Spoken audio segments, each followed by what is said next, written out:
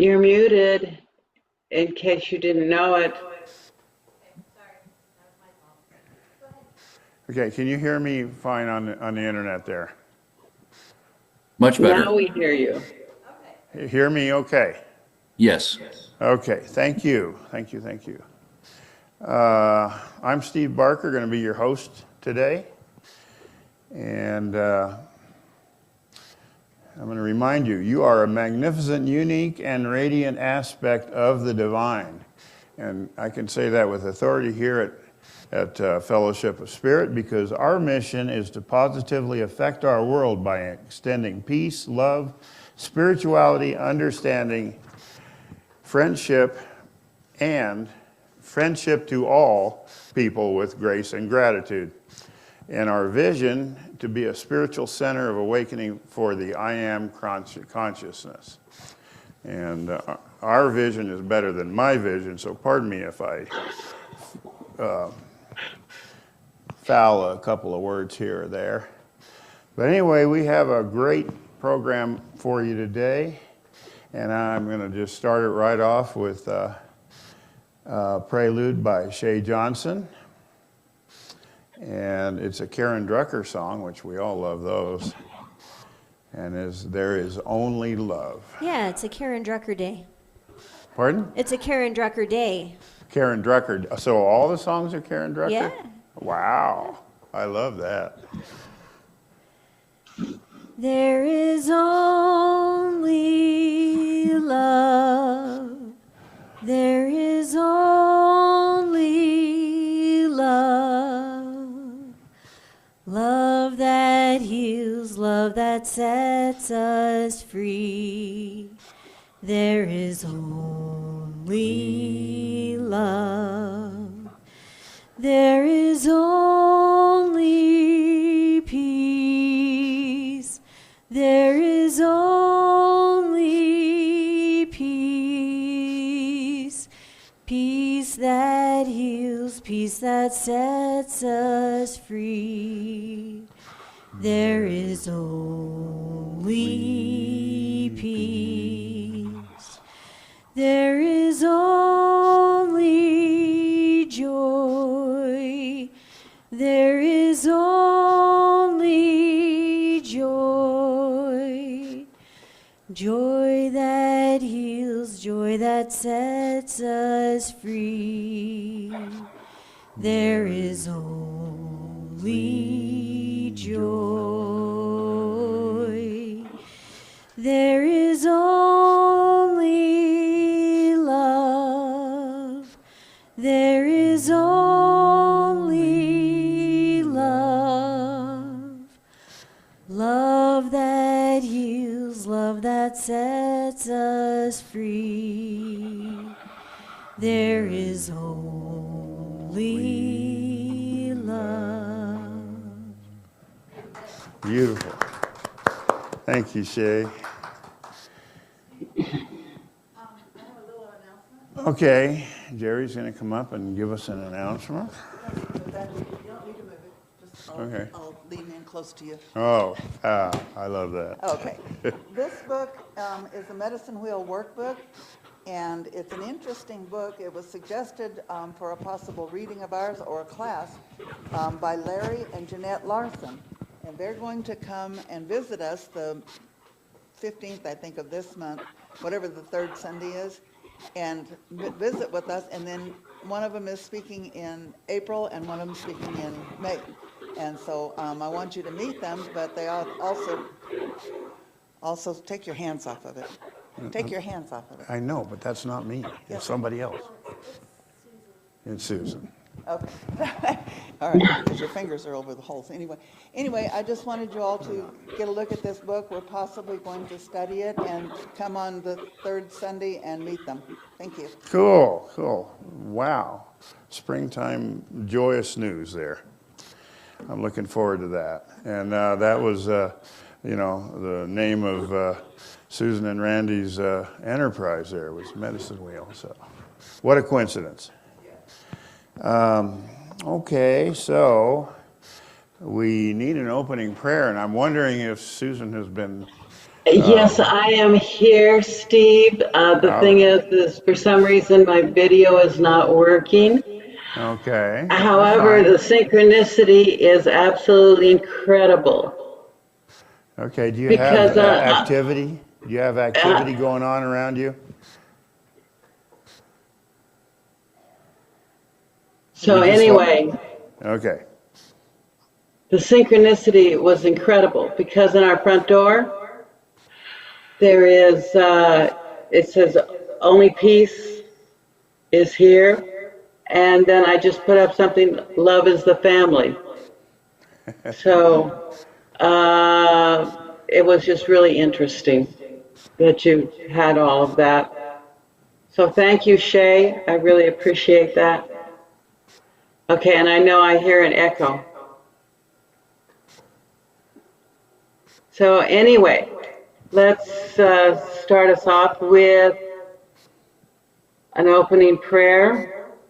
We're going to take a deep breath. Allow that energy to flow in and fill every cell in your body. Okay, this is the day that the Creator has made, and we will be joyful and rejoice in it. Okay. Mother, Father, God, we are thankful. Even thankful for all the little glitches that appear, because in the long run, we know that that turns into something good and better for each one of us. We give thanks for all the synchronicities that let us know that you are here with us, guiding us, showing us a path to lead us to that joy and the peace that it comes within. Creator, we give thanks for the ability to meet here with people of like mind. We give thanks for the beautiful day, whether it's up there, down here, wherever we are. The days are beautiful. Each one, with the rain comes blessings, with the sun comes growth and enlightenment. Every aspect gives us a blessing, one way or another. And we give thanks for all the blessings that we have in our friends, in our health, in our ability to be flexible and to see new things, new changes, and know that they are bringing us closer and closer to your divine love. For all these things, we give thanks. And now we give thanks for Mark and his wonderful message, knowing that it is going to enhance our personal growth. For this we give thanks. Namaste. Namaste. Thank you, Susan. Okay, so moving on, now we have a song by Shay and Karen Drucker called I Release and I Let It Go. I release and I let go. No? Okay, you're just giving me the lyrics here. The real one is Thank You for This Day. Yeah. Okay. Yeah. And this one's in the blue binder. Thank you for this day, Spirit. Good. Very simple lyrics. Thank you for this day, Spirit. Thank you for this day. Thank you for this day, Spirit. Thank you for this day. This healing, this healing, this healing day. This healing, this healing, this healing day. Thank you for this day, Spirit. Thank you for this day. Thank you for this day, Spirit. Thank you for this day. This healing, this healing, this healing day. This healing, this healing, this healing day. Thank you for this day, Spirit. Thank you for this day. Thank you for this day, Spirit. Thank you for this day. this healing, this healing, this healing day. This healing, this healing, this healing day.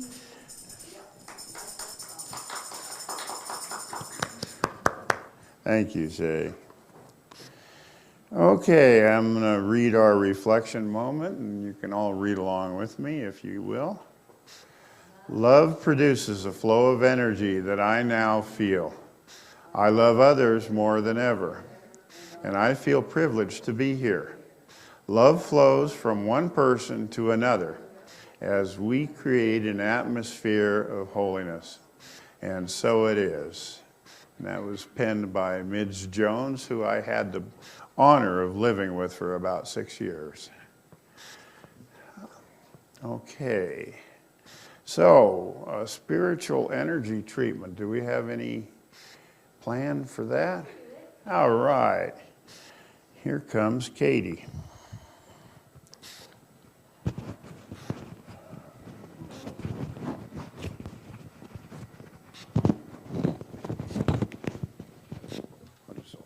Okay. All right, so we're doing a spiritual energy treatment. So if everyone will just bring to mind someone you love, a favorite pet, or just get your heart primed for the energy of love. And we'll take a nice deep breath. We'll do 3 deep breaths. And then after the deep breaths, we're going to with the next deep breath, after those 3 deep breaths, we're going to take a deep breath through the top of our head, down through our chakra, crown chakra, and we're going to take it through our heart and send out energy to everyone who is open and needing to receive. Okay? So let's start with nice deep 3 deep breaths. In through your nose, out through your mouth.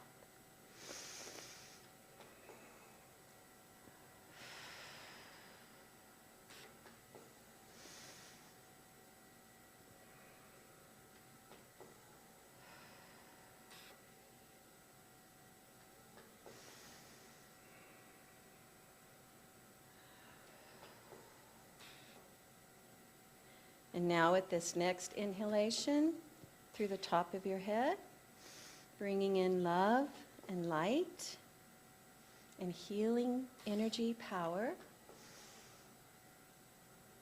And as we exhale, we're going to send out all of that loving energy to the people who are open and willing to receive it. Let's do that 2 more times.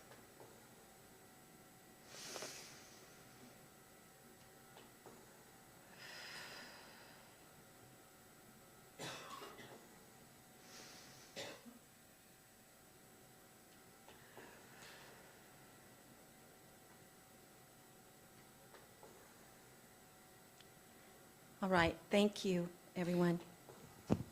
Thank you, Kate. Yeah, Kate and I have been doing the 21-day beginners challenge with Qigong from David. And we've been really enjoying it. It's been kind of revitalizing our spirit, activating the physical, and it's really helping me with my recuperation from, and more than recuperation, I'm going towards health. So I highly recommend David Kuhn's programs. He's spoken here a couple of times, so we're keeping in touch with him. Okay. Okay, next is, wait, I guess we don't have a song yet. Next is our spiritual reading. And Jerry, do you have it?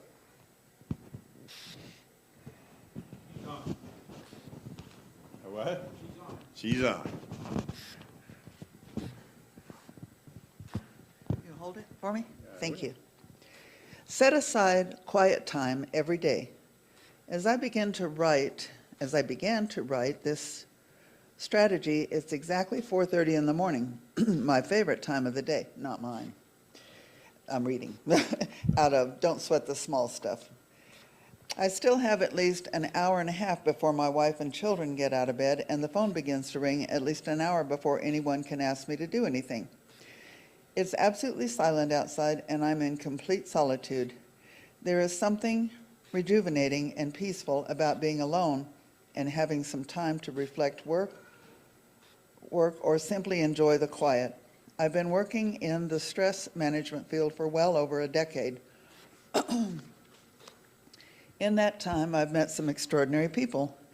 I can't think of a single person whom I would consider to be inwardly peaceful who doesn't carve out at least a little quiet time virtually every day. Whether it's 10 minutes of meditation or yoga, spending a little time in nature, or locking the bathroom door and taking a rejuvenating bath. Quiet time to yourself is a vital part of life. Like spending time alone, it helps to balance the noise and confusion that infiltrate much of our day. Personally, when I set aside quiet time to myself, it makes the rest of my day very manageable. When I don't, I really notice the difference. There's a little ritual that I do that I've shared with many friends. Like many people, I drive to and from the office on a daily basis. On my way home from work, as I get close to my driveway, I pull my car over and stop. There is a nice spot where I can spend a minute or two looking at the view, or closing my eyes and breathing. It slows me down and helps me to feel centered and grateful. I've shared this strategy with dozens of people who used to complain about having no time for quiet. They would speed into the driveway with the radio blaring so that as they arrive. Now, with a simple shift in their actions, they enter from their homes feeling much more relaxed, as we all should. Take your time every day to find your quiet space. Thank you. Thank you, Jerry. That was very, very fitting and wonderful thing to do, and I have done it myself, except when I pull in front of my designated parking spot and start to meditate, I sometimes fall asleep. And there's my key going, or key still in the ignition. It's going ta-ding, ta-ding, ta-ding. I'll wake up 10 minutes later, still going ta-ding, ta-ding. Anyway, enough about me. Our next song is Gentle with Myself, another Karen Drucker song.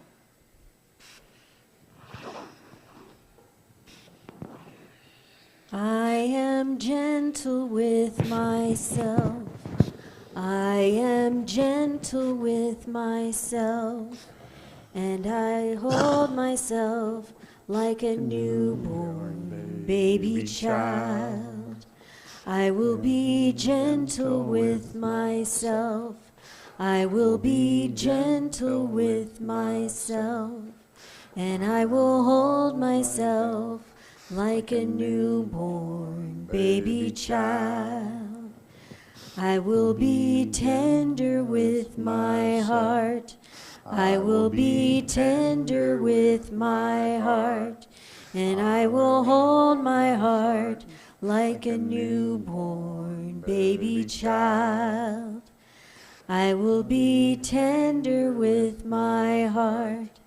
I will be tender with my heart, and I will hold my heart like a newborn baby child.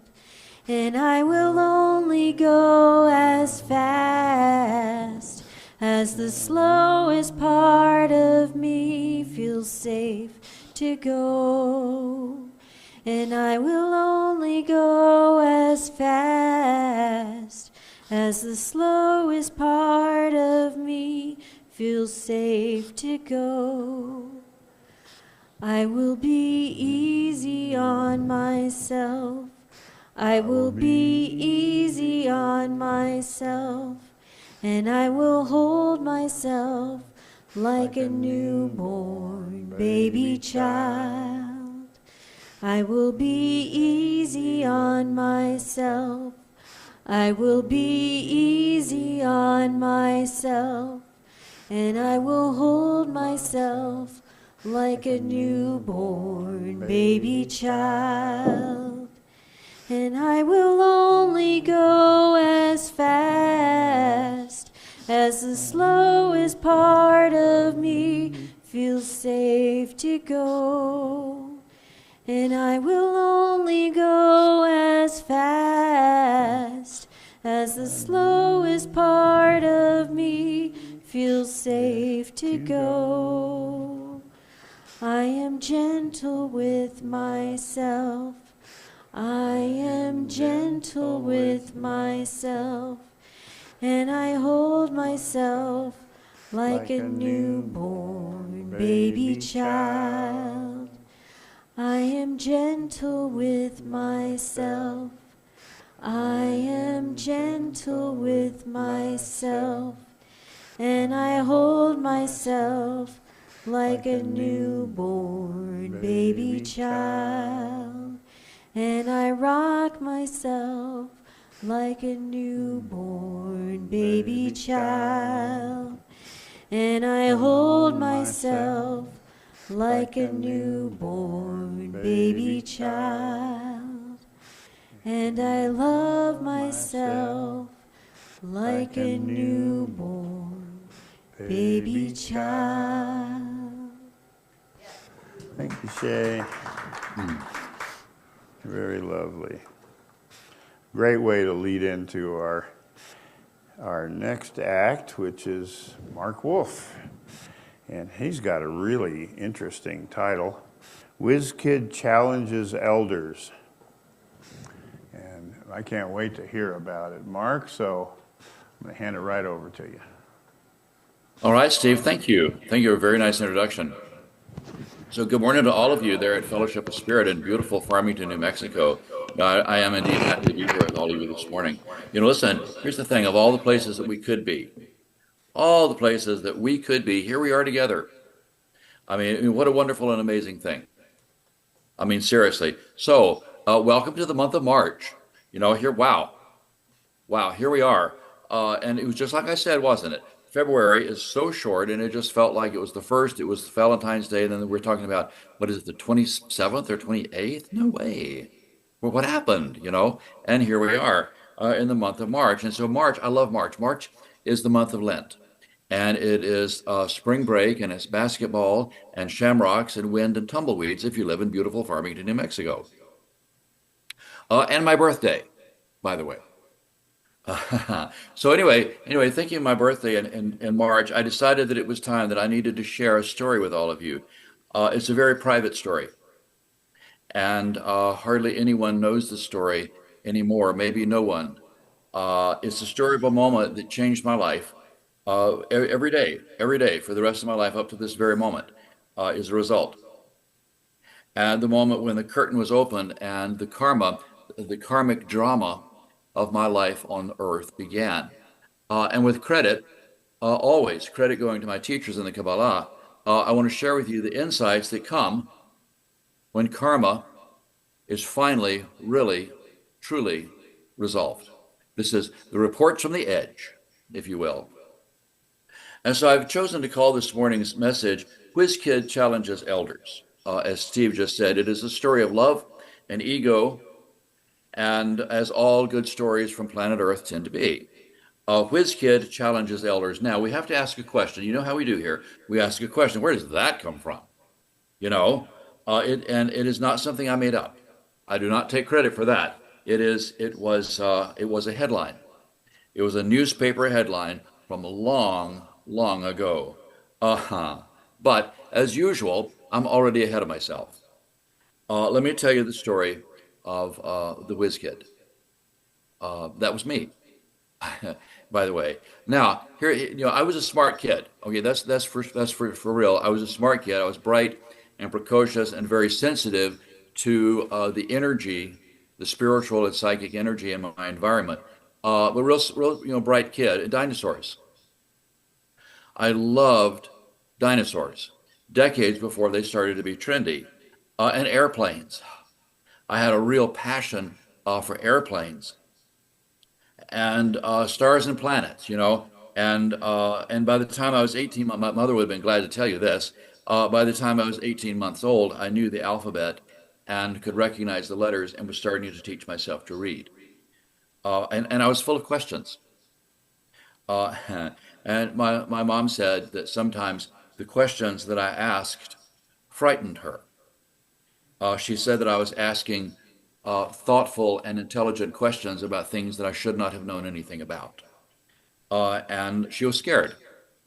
But, you know, here we are. And when she was not frightened, when she was not scared of the questions I was asking, she bragged. She bragged to anyone who would listen. Just back you up in the corner and let me tell you how smart my kid is, you know. And I remember this. But anyway, I remember one day it was in 1963, and I was playing with my toys on the floor, and my mother was on the phone in the hallway, and she was bragging about how smart I was, and it so happened. Of course, this was just a coincidence, right? Uh, it so happened that the friend my mother was talking to had a friend who just happened to work for the newspaper. And it so happened that this person who just so happened to work for the newspaper just happened to be looking for a local human interest story. But once again, I'm getting ahead. Okay, let's try again. Over the years, I have told you a lot about my dad. And my dad's stories were routinely ignored and dismissed as unimportant or uninteresting, and that was not the case. And so I like telling stories of my dad because when he was here with us, his stories did not get told. Born in 1917, over 100 years ago, born in 1917, to a huge family of sharecroppers, my dad was removed from school in the third grade because there was work that needed to be done. All right, there was cotton that needed to be picked, and chores that needed to be done, and schooling didn't put food on the table. So that was kind of the end of his education. Um, then, after growing up during the Depression, my mom and dad married in 1938, and my brother was born in 1939, and it was World War II. Then, uh, Daddy was home. My brother was born in 1947, and then he was off to Korea. I was born in 1958. And then soon after that, Daddy was redeployed to Korea. Then he was back for a short time and then redeployed to West Germany. And he returned in August of 1963. I remember it clearly. I was 5 years old. And I was a smart kid, bright, precocious, and very sensitive. Anyway, on with the story. The newspaper van pulled up in the driveway in October of 1963. That's my best memory. I have the newspaper clippings here somewhere. I'm not sure where. Um, but anyway, there was a photographer and there was an interviewer. My memory of it is somewhat sketchy, but I remember they got a picture of me with my toy dinosaurs lined up, and they got a picture of me with my model airplanes and my Tinker Toys, and there was a long interview. And it focused on how smart I was and how bright and how amazing and how sensitive and precocious and all of this. Now, to my best memory, the article and the photographs were published in late October or early November of 1963. The newspaper edition, let's try that again. The Sunday edition of the Columbus Ledger Inquirer featured a magazine section. Now, betraying a real creative vibe, it was called the magazine section. Okay, it was not the magazine section, it was the magazine section.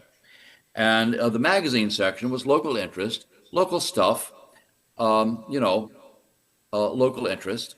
So, on this particular day, well, what was the headline? Well, I'm glad you asked, and I gave you a hint. The headline announced in big bold letters, Whiz Kid challenges elders. I had been dubbed the Whiz Kid. The curtain opened and the drama of my individual karma began. Now, I did not know until some years later that my dad faced or had to endure ridicule at his workplace, and his coworkers knew that he was not well educated and struggled with reading, and so his coworkers wanted to know who is my real father, and that hurt. And they wanted to, his coworkers wanted to know how much money he paid the newspapers to get them to run that story. You know, so very hurtful and very unkind. And I did not know about this until many years later. But at the same time, my mother was bubbling with pride and excitement. Now, remember, I was 5 years old, and I was not in kindergarten because my mother said I didn't need kindergarten. I was too smart for kindergarten, she said. But amazingly, what she did say to me was this: "You're so smart, you may not have to go to school." Music to my ears, you know. And she said, "When you get to school, they will recognize that you're the whiz kid. You'll probably be teaching the teachers." Oh my.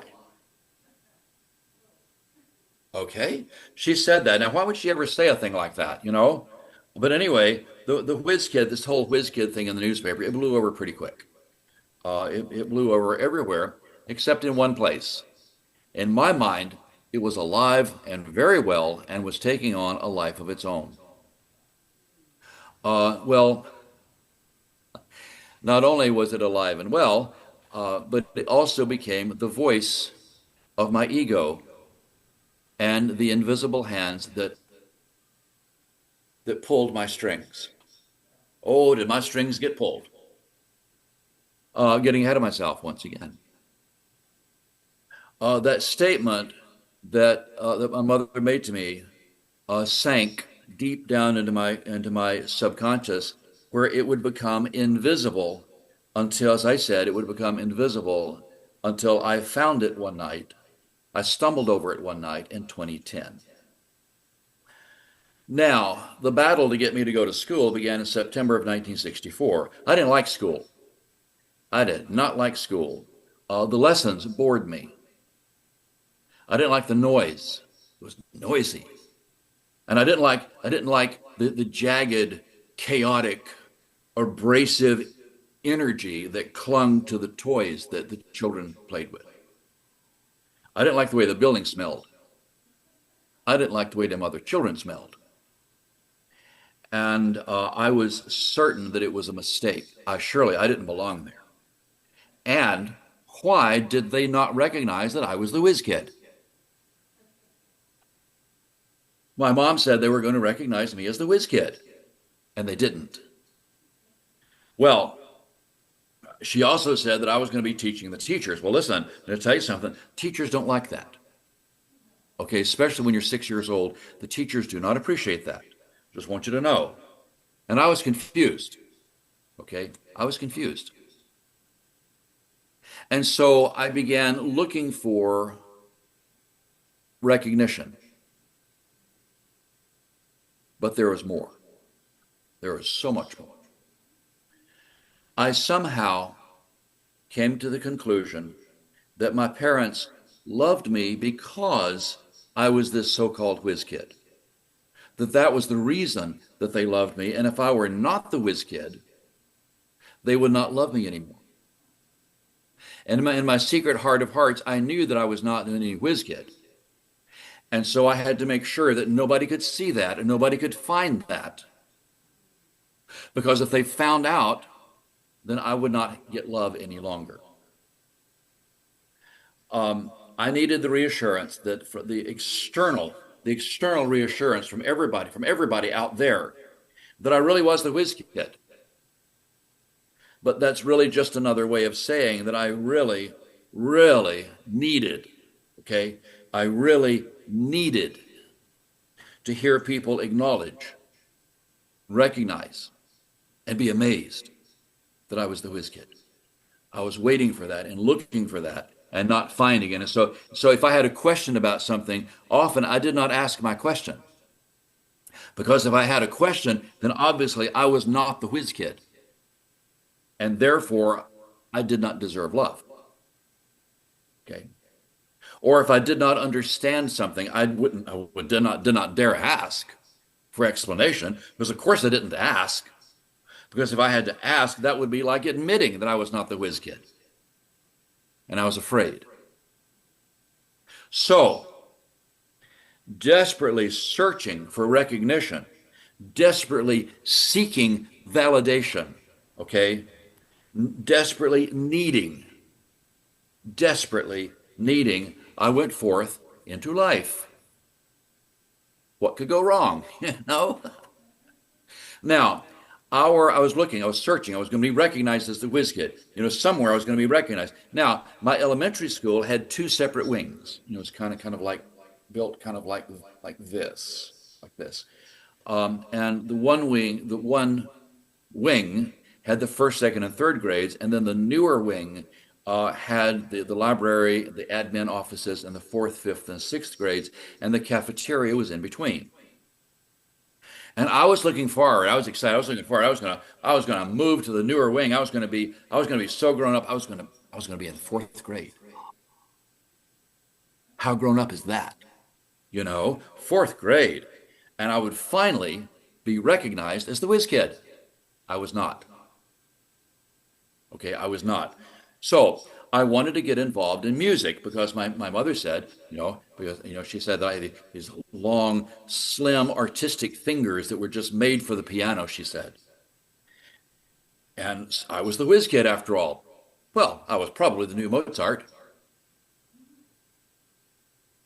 But musical instruments challenged my whiz kid ego. Piano, violin, clarinet. It made no sense. Okay? And no. I didn't want private lessons because, well, I was the whiz kid. And I was going to be recognized any day. But this the piano, it has this array. I mean, like Shay and Margaret play the piano. It's so amazing to me because you just got this array of white and black keys, and I didn't understand the relationship. I just couldn't grasp it. And so the violin. Speaking of something difficult to learn, the violin and the razor sharp strings on the violin. Okay. Well, here's the thing. Okay, here's the thing. Nobody knows this till now. When I encountered something that really challenged my ego, that really challenged my whiz kid. In other words, if I somehow got involved with something that was challenging my core belief in myself as the whiz kid, then I had to back out of that quietly, okay, before anybody found out. And through it all, in the back of it all, I was a smart kid. Bright, precocious. Crazy questions, but no genius. Okay, no Wunderkind. So I quietly backed away from the piano and the violin and the clarinet and from anything else or anyone who cast doubt on my secret amazing status as the whiz kid. Now, leaving elementary school, I was excited once again because I was finally going to be recognized as whiz kid in the seventh grade. Seventh grade, a brand new school. Brand new school, I was going to be recognized as a whiz kid. Yeah, I was not. Okay. 2.5 years in a small private school. I thought, well, of course, a small private school. They're going to be the lucky ones who are going to recognize that I'm the whiz kid. They didn't. But about this time, I began writing science fiction stories. They weren't very good. They really weren't. But I was writing the stories and everything. And again, this was crazy. This really happened, though, through a friend of a friend. The newspaper ran a story about it. Must have been a slow news day, And the headline read, "Local boy completes first outer space book." Finally, I was getting recognized as the genius, precocious whiz kid Nope. 2.5 years in a public high school. No whiz kid. Not even close. But I figured, well, of course, nobody's going to be, nobody, nobody's going to recognize that I'm the whiz kid till I get to college. So I started college. I did not get recognized as the whiz kid. Oh, well, in my first job, nope. In my second job, nope. Nope, no, and no. It seemed like the whole world was, imagine this, the whole world was lined up just for the purpose of telling me that I was not the whiz kid. Imagine that. Then I went to work for the state of Georgia in Muskogee County. I said, finally, I'm going to be recognized. Nope. Now, I worked very hard at that job. It was a hard job. It was very stressful. And I worked very hard and to do my work as well as to do other people's work when they got behind. Okay. And I worked very hard and I got some recognition, but it was not enough, not nearly enough to satisfy my desperate need to be recognized and validated as the whiz kid.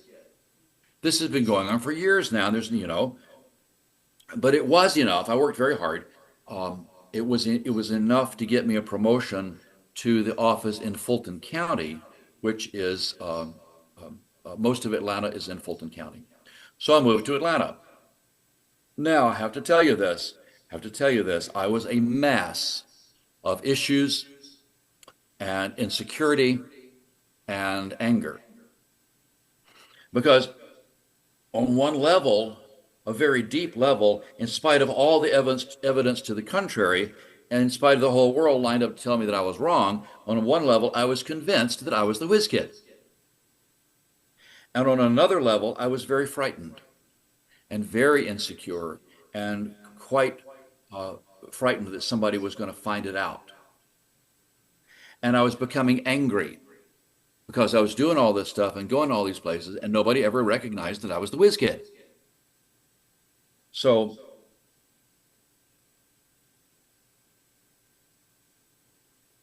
anyway, Whiz Kid challenges elders. That what a cute title. What a cute, eye-catching title. And it is cute. Whiz Kid challenges elders. It's cute unless you're the elders that the Whiz Kid is challenging. Then it's not so cute. So early in 1989, I had the ultimate fight with my parents. It was bad.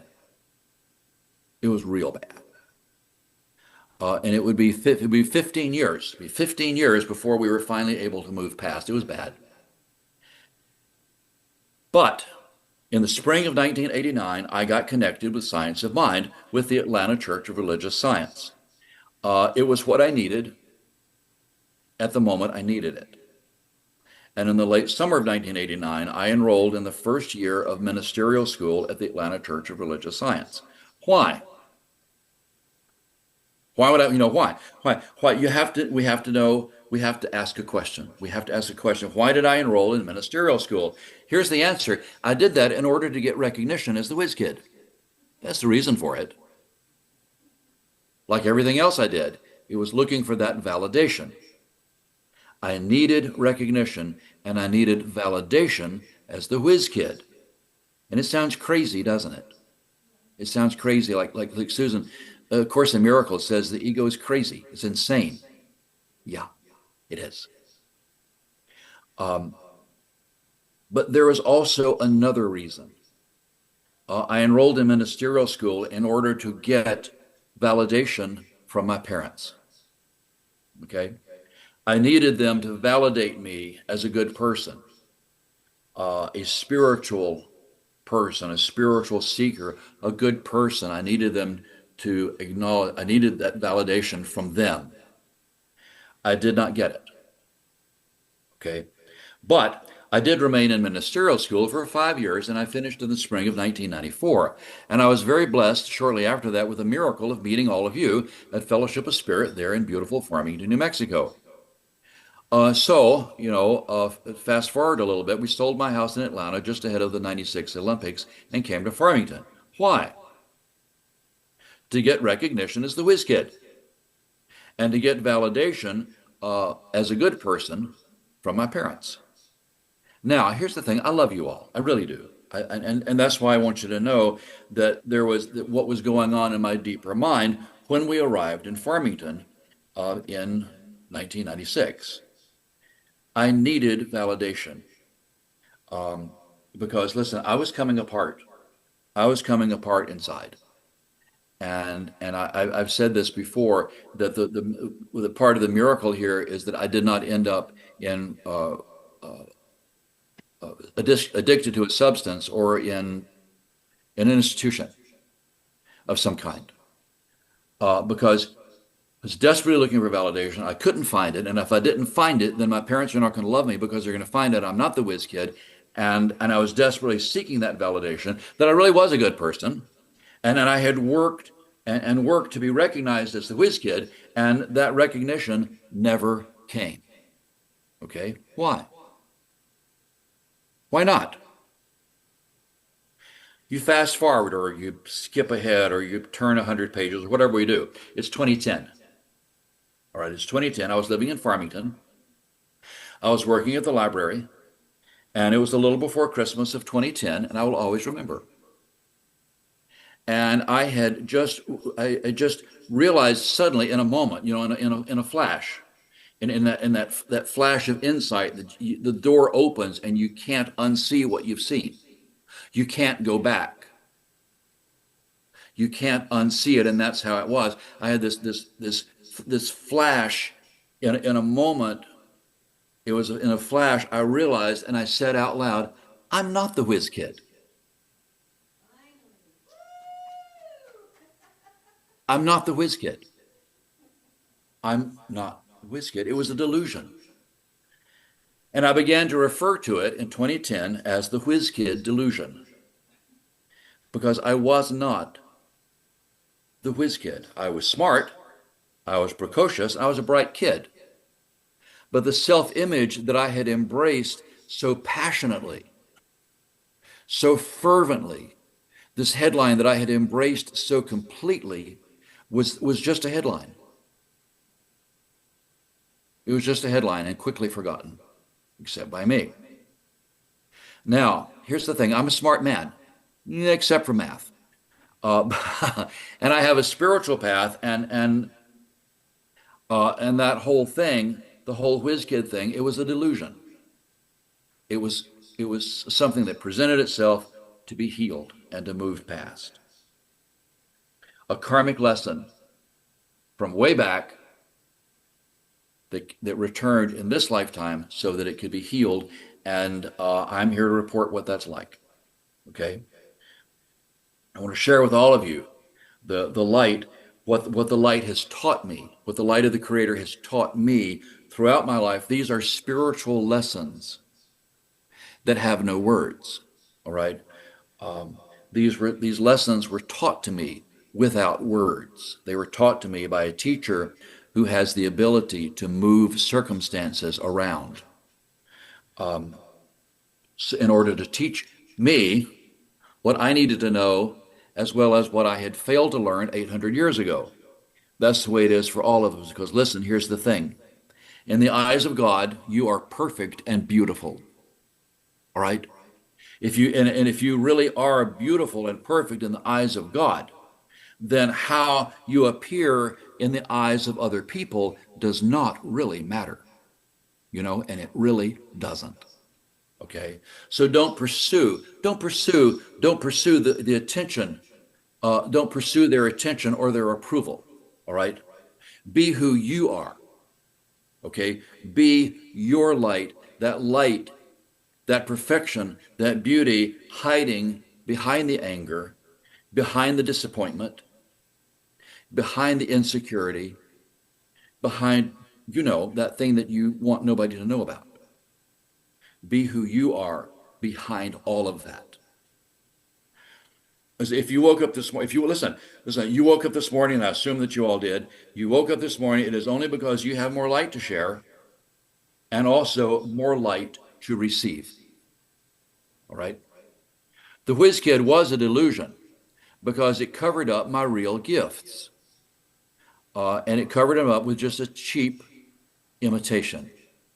It kept me decade after decade chasing recognition, needing recognition. And I did not need recognition. I needed the light of the Creator.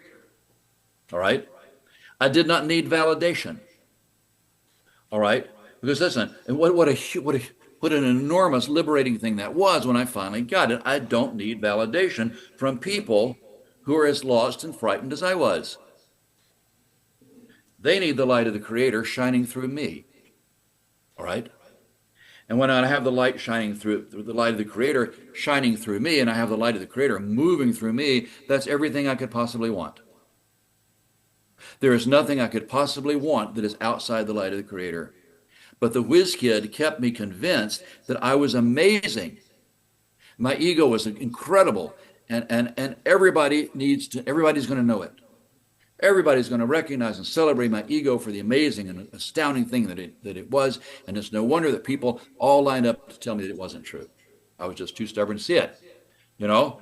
And listen, I am amazing. Let me tell you something. I'm seriously. But this is not for me, okay? This to be amazing, that's not for me. That's not for you all. That's for all of us and beyond. It's for us to share, okay? You can't be it until you're ready and willing to share it. But the whiz kid kept me chasing validation and recognition, but I don't need recognition. Why not? Why do I not need recognition? Here's the reason. I recognize me. Okay? I recognize me, and I recognize the light and the love and the beauty, the intelligence within me.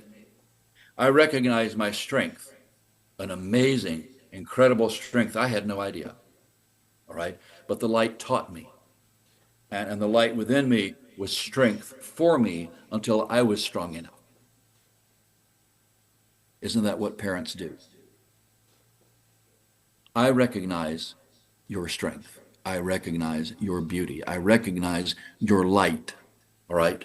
I recognize that beauty and that wisdom within you. I recognize the Creator's light, the light of the Holy Spirit, the light of redemption, the light of peace. It is right there. It is nothing to go chasing for. It is something to recognize and acknowledge. Here it is. Now it's time for you to recognize yourself. Nobody out there is going to give you permission or approval to be the brightness of who you are. Because here's the thing, if you're still asking for permission from them, if you're still asking permission to be your light, to be yourself, then stop doing that. Okay? Give yourself. Okay? Grant yourself beauty and strength and permission to be who you really are. Okay? Permission. Grant yourself permission. It's safe. It's okay. Don't wait. Don't wait. It's now. It's now. The world needs that light now. All right? Your light is needed. So be strong, but also be humble, because in strength and in power there is humility. And be certain. Be certain. Be you, the real you, now. The world is waiting for that light. Okay? Thank you all. Steve, back to you. Thank you, Mark. Very, very elucidating. I especially like the last 5 minutes there. And I've been through some trials in my life, been knocked down more than a dozen times to my knees and had to get back up. So I relate to a lot of what you said. I was told a story by my mother, speaking of mothers, that I was a whiz kid too, until the day that she put me up on the washing machine and I fell down and hit my head. So from then on, I've just been plain old me, but wanting to be a whiz kid, you know? So I really relate to what you said. However, the last trial that I had, being in the hospital and all that, I came out and I found out what it really meant to be a whiz something, because I had to get up like 6 times a night and go to the bathroom. So I'm going to adopt a new phrase for me. I'm going to call myself a whiz codger. And I'm starting the Whiz Codger organization, and you're welcome to join us. So anyway, enough for that. I thank you, Mark. You've always brought really good messages to us, and please continue to. Okay, so now we have a song by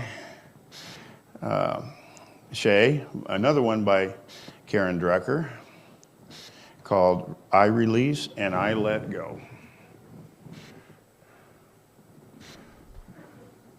By the way, that's a beautiful blouse you got on, Shay. Thank you, and thank you, Mark. Really appreciated the talk today.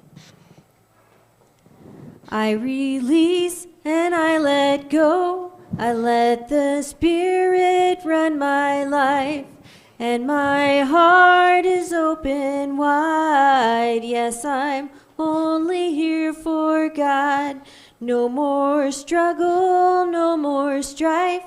With my faith I see the light. I am free in the Spirit. Yes, I'm only here for God. I release and I let go. I let the Spirit run my life, and my heart is open wide. Yes, I'm only here for God. No more struggle, no more strife. With my faith I see the light. I am free in the Spirit. Yes, I'm only here for God. I am free in the Spirit. Yes, I'm only here for God. I am free in the Spirit. Yes, I'm only here for God.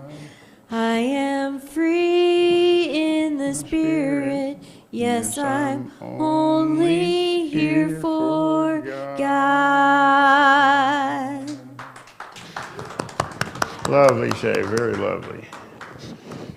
Okay, so next we have up our celebration of abundance.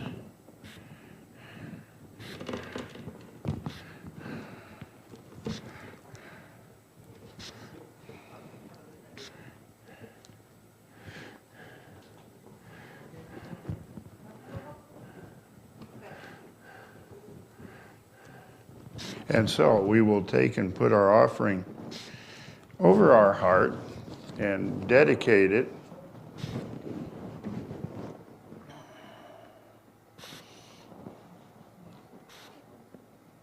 gosh, here goes the Whiz geezer. All right, we got a collection. Put it over our heart and say, what do we say? Divine love. Oh, blesses and multiplies all that I give. All that I give and all that I receive. I am prosperous. Here. I got some. Very good.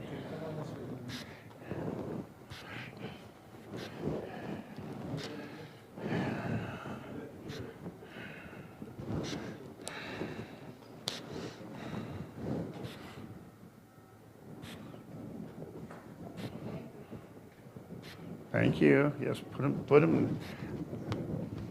I wish I knew the little girl's name. Luna? Luna. Well, anyway, it's really good that we're training them early to be church servants, right? Now we have Bill. Well, wait, announcements from the congregation, and are the children going to come up?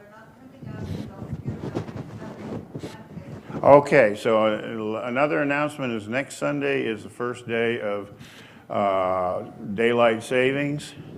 And so we spring ahead, which means that we better be here an hour earlier than normal. So, or than we have been, and change our clocks to be an hour earlier also. So hopefully I even remember that. Anyway, next we have, have Bill doing his Okay, timely advice. welcome everybody. Today's topic is shared laughter. A good laugh makes an interview or any conversation so much better. Quote from Barbara Walters. A shared laugh ties people together. Laughing at a common experience, a mistake we empathize with, or shared joy makes us formidable and a little easier to deal with the doubles of our moments of delight. Laughter can make us vulnerable. When we laugh together, we will set aside some of our formalities and connect in a way that acknowledges each other's humanity. The walk away, it isn't good to be so serious all the time. I am free to laugh at myself, and even better, I am free to laugh with others at the awkward and silly moments we share. Isn't that true? Let's all be nice to everybody. God bless you and have a great week. Very true, Bill. Thank you so much for that. And so the children aren't going to come up today, but we're going to have potluck here in just a little bit, which is quite a challenge for me because I'm on day 5 of a fast, a water fast, and I have not made up my mind yet whether I'm going to partake or not. But anyway, next we're going to have our circle of song. So if you'll all join me up here.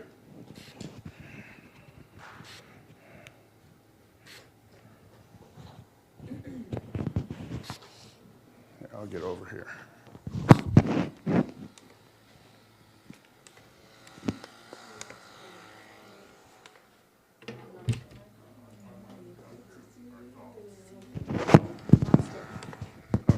Just hold it like this. Oh, I see what happened. We got to fix that.